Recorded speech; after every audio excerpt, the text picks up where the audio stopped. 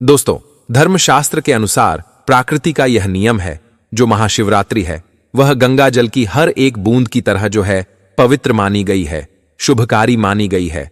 हमारे हिंदू पर्व में जो शिवरात्रि का बहुत ही महत्व है और यह पर्व फाल्गुन मास के कृष्ण के चतुर्दशी तिथि को जो है दोस्तों मनाया जाता है। दोस्तों, अगर आप वाकई में भगवान शिव को अपने घर पर बुलाना चाहते हैं, उनकी कृपा प्राप्त करना चाहते हैं, तो महाशिवरात्रि के दिन यह एक चीज जो है अवश्य अपने घर में लेकर के आए, जिसके साथ भोले बाबा खींचे चले आएंगे। यह चीज भगवान भोलेनाथ को आकर्षित करता है। जहां भगवान भोलेनाथ को कुछ चीज प्रिय है, तो वहीं दोस्तों कुछ चीज जो है अप्रिय भी है।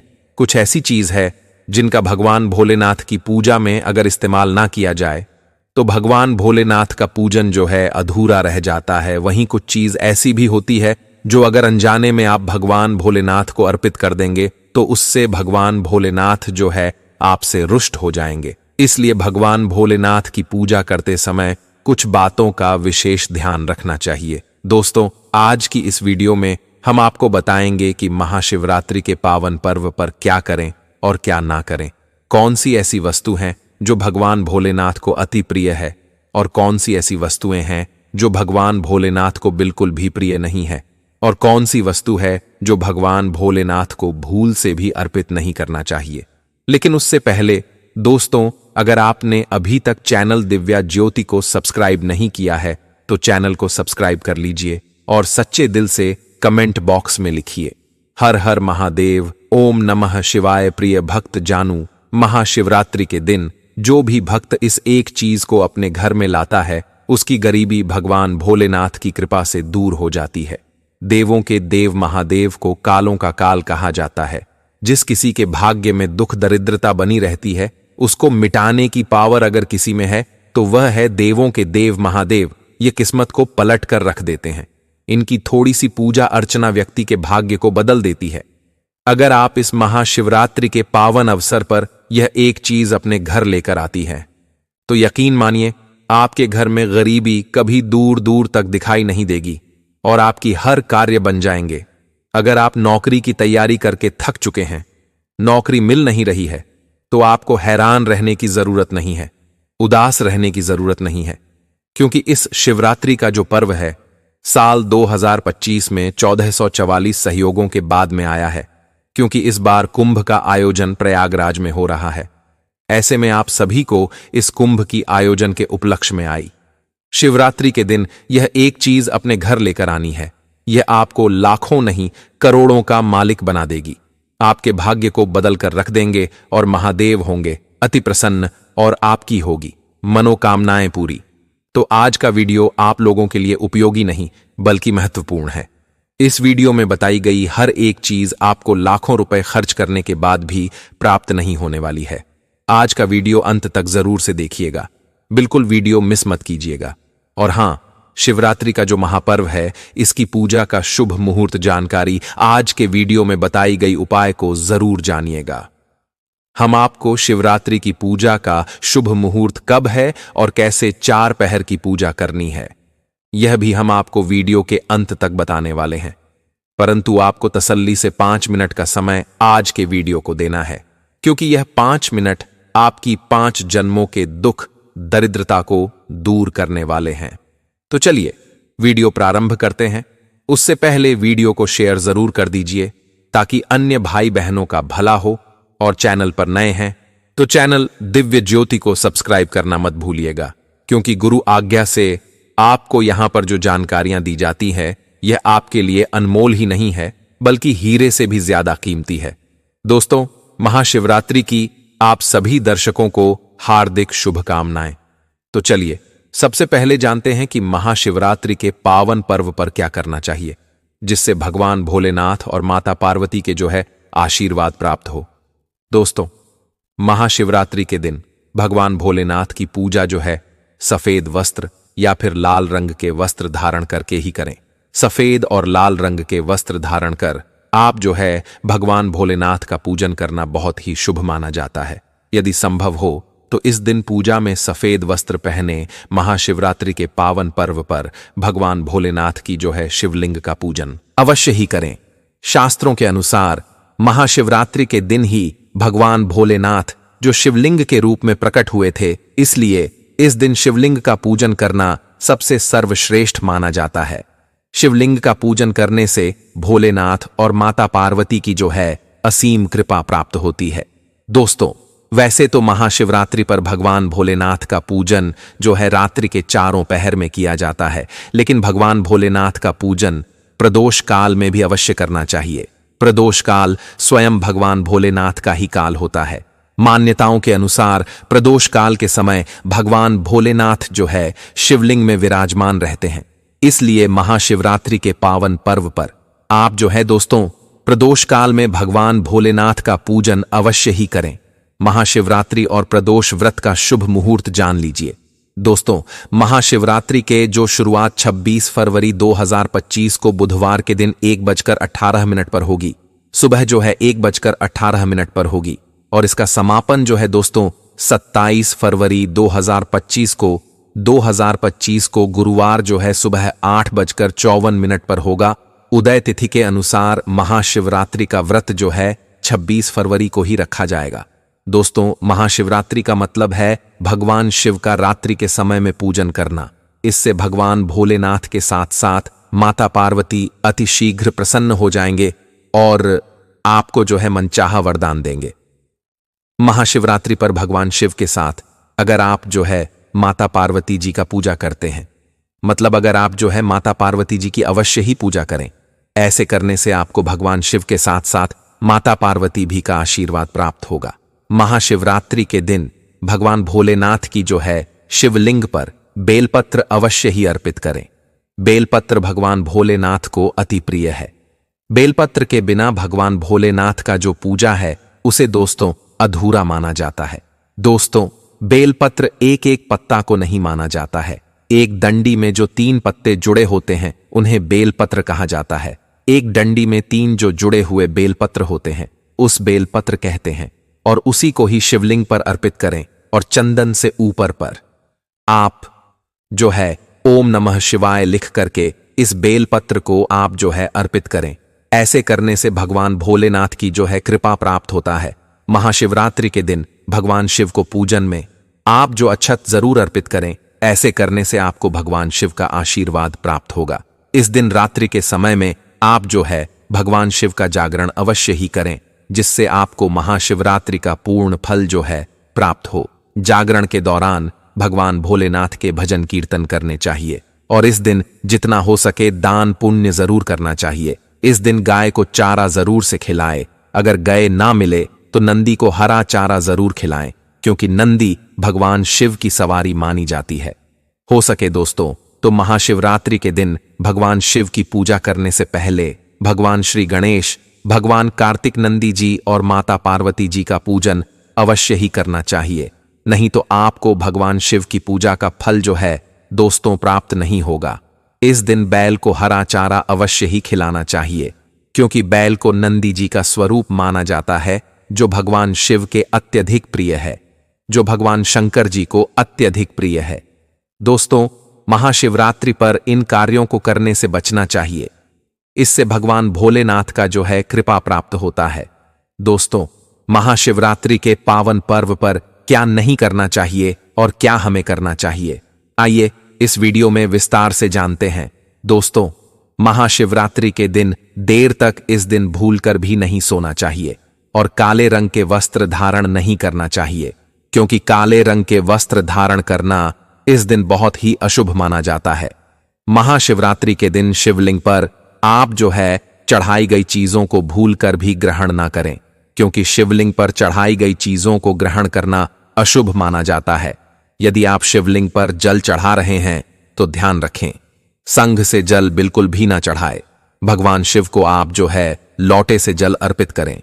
संघ से भगवान भोलेनाथ का पूजन नहीं किया जाता है, और लोटे से भी जल को चढ़ाते समय इस बात का विशेष ध्यान रखें कि अगर आप जल में दूध या फिर दही मिलाया है तो आप जो है दूध और दही से भगवान शिव का अभिषेक करने के लिए तांबे का लोटे का इस्तेमाल ना करें, क्योंकि तांबे के पात्र में दूध और दही से जो है जहर बन जाता है। इसलिए दूध दही से आप जो है भगवान भोलेनाथ का अभिषेक कर रहे हैं। तो आप जो है उसके लिए स्टील या फिर पीतल के लोटे या फिर चांदी के लोटे को जो है इस्तेमाल कर सकते हैं। दोस्तों, महाशिवरात्रि के दिन भगवान शिव की पूजन में तुलसी का उपयोग भूलकर भी ना करें, क्योंकि आप ऐसे करते हैं तो आपको पूजा का पूर्ण फल प्राप्त नहीं होगा। भगवान श्री गणेश और भगवान शंकर जी को जो है तुलसी अर्पित नहीं किया जाता है। इससे दोष लगता है, काल सर्प दोष लग जाता है। इस दिन भगवान शिव की पूजा में केतकी और चंपा के फूलों का प्रयोग नहीं करना चाहिए, क्योंकि भगवान शिव की पूजन में इनका प्रयोग करना वर्जित माना गया है। भगवान शिव की पूजा में हल्दी और कुमकुम का भी प्रयोग भूलकर भी नहीं करना चाहिए, क्योंकि भगवान शिव बैरागी है और हल्दी और कुमकुम सुविधा के प्रतीक माने जाते हैं। दोस्तों, भगवान शिव की जो मूर्ति है अगर शिव परिवार के रूप में है, जहां भगवान श्री गणेश, भगवान कार्तिकेय और माता पार्वती है, तो आप वहां पर भगवान शिव को हल्दी कुमकुम से जो है तिलक कर सकते हैं। लेकिन भगवान शिव की जो शिवलिंग होता है वह भगवान शिव का बैरागी रूप है, तो वहां पर आप जो है हल्दी कुमकुम ना लगाए। महाशिवरात्रि के दिन भूलकर भी घर में क्लेश नहीं करना चाहिए और ना ही किसी को अपशब्द बोलना चाहिए। यदि आप ऐसा करते हैं तो आपको भगवान शिव का आशीर्वाद प्राप्त नहीं होता है। दोस्तों, महाशिवरात्रि पर शराब और मांस का प्रयोग नहीं करना चाहिए। बिल्कुल भी मांस एवं शराब का प्रयोग नहीं करना चाहिए। यदि आप ऐसा करते हैं तो आपको भगवान शिव और माता पार्वती के साथ साथ संपूर्ण देवी देवताओं का क्रोध का सामना करना पड़ सकता है। आपको इस दिन किसी भी पशु या फिर पक्षी को सताना नहीं चाहिए, ना ही उन्हें मारना चाहिए, नहीं तो आपके सभी पूर्ण फल जो है नष्ट हो जाएंगे। महाशिवरात्रि के दिन महिलाओं और कन्याओं को शिवलिंग को स्पर्श नहीं करना चाहिए। आप दूध दही से शिवलिंग का अभिषेक कर सकते हैं, आप बेलपत्र भी चढ़ा सकते हैं, पूजा भी कर सकते हैं, लेकिन शिवलिंग को स्पर्श ना करें। शिवलिंग पर जब आप जल चढ़ाते हैं तो वह जल जो है आपके पैरों में नहीं आना चाहिए, क्योंकि उसे हम जलहरी कहते हैं। शिवलिंग पर बहते हुए जल को हमेशा अपने मस्तक पर स्थान देना चाहिए, उसका छींटा अपने बच्चों के ऊपर में मारना चाहिए। इससे जो है दोस्तों शरीर शीतल और नजर दोष से और कई प्रकार के जो पीड़ा मुक्त होता है और मन को जो है दोस्तों शीघ्र शांति मिलती है। शिवलिंग की सदैव आधी परिक्रमा ही करनी चाहिए। इस बात का आप जो विशेष ध्यान रखें दोस्तों। अब जानते हैं शिवरात्रि के इस पावन अवसर पर वह कौन सी 5 चीज है जिन्हें घर में लाने से देव की कृपा जो है सदैव आप पर बनी रहेगी। भगवान शिव इन चीजों के साथ आपके घर में चले आते हैं। तो चलिए जान लेते हैं दोस्तों। भगवान शिव का डमरू। शिवरात्रि के दिन डमरू घर में अवश्य लाना चाहिए और इस दिन भगवान शिव की पूजा में डमरू जो है जरूर बजाना चाहिए। इससे भगवान शिव प्रसन्न होते हैं। हमेशा भगवान शिव के पास डमरू जरूर रखना चाहिए। दोस्तों, अगर आपके घर में शिव परिवार की कोई भी तस्वीर या फिर मूर्ति नहीं है तो इस खास मौके पर यानी कि महाशिवरात्रि के दिन शिव परिवार को घर में जरूर लगाए। इसके साथ ही भगवान शिव की कृपा सदैव आपके परिवार पर बनी रहेगी। दोस्तों, महाशिवरात्रि पर रुद्राक्ष पुराणों के अनुसार एक मुखी रुद्राक्ष साक्षात भगवान भोलेनाथ का ही स्वरूप है, भगवान शंकर जी का ही स्वरूप है। इसे गले में धारण करने से मनुष्य की हर इच्छा जो है पूरी हो सकती है। अगर इस रुद्राक्ष की पूजा करके धन स्थान पर यानी तिजोरी में रखा जाए तो धन से संबंधित परनी हमेशा हमेशा के लिए जो है दोस्तों समाप्त हो सकती है। लेकिन शिवरात्रि पर रुद्राक्ष घर में होना भी बहुत ही शुभ और मंगलकारी होता है। दोस्तों, अगर आप शिवरात्रि पर महामृत्यु यंत्र ला करके अपने पूजा स्थान पर स्थापित कर रोज उसकी पूजा करते हैं तो इससे सुख समृद्धि बनी रहती है। इसके साथ ही भगवान शिव भी खींचे चले आते हैं। ऐसे में घर में सदैव भगवान शिव का वास होगा। दोस्तों, शास्त्रों के अनुसार माना जाता है कि एक त्री अगर किसी मंदिर में भेंट किया जाए या अपने हाथों से खुद लगाया जाए तो ऐसे व्यक्ति को जन्म जन्मांतर तक गरीबी का सामना जो है दोस्तों नहीं करना पड़ता है। भगवान शिव की कृपा ऐसे व्यक्ति पर हमेशा जो है बनी रहती है। महाशिवरात्रि पर मंदिरों में एक त्रिशूल अवश्य दे, खासकर शिवरात्रि के दिन ही ऐसा करें, लेकिन बाकी दिनों में भी आप जो ऐसा कर सकते हैं। दोस्तों, महाशिवरात्रि पर मोर पंख जो है अवश्य अपने घर में लाना चाहिए कि किसी खास मौके पर ही मोर पंख जो है अपने घर में लाना चाहिए। बहुत ही शुभ और मंगलकारी माना जाता है। मोरपंख कई दिव्य शक्तियों से भरा पड़ा है। जहां होता है मोरपंख, उस घर में गरीबी जो है कभी नहीं आती है। ऐसा घर पर सदैव जो है भगवान श्री कृष्ण अपनी कृपा जो है हमेशा बनाई रहती है। दोस्तों, शिव पुराण के अनुसार माना जाता है कि महाशिवरात्रि पर व्रतधारी को धतूरा अवश्य खा लेना चाहिए। भले ही आप थोड़ा सा खाएं, लेकिन खा जरूर ले। इससे व्रत जो है पूरा हो जाता है। इस दिन भांग खाने से संपूर्ण फलों की जो है प्राप्ति होती है।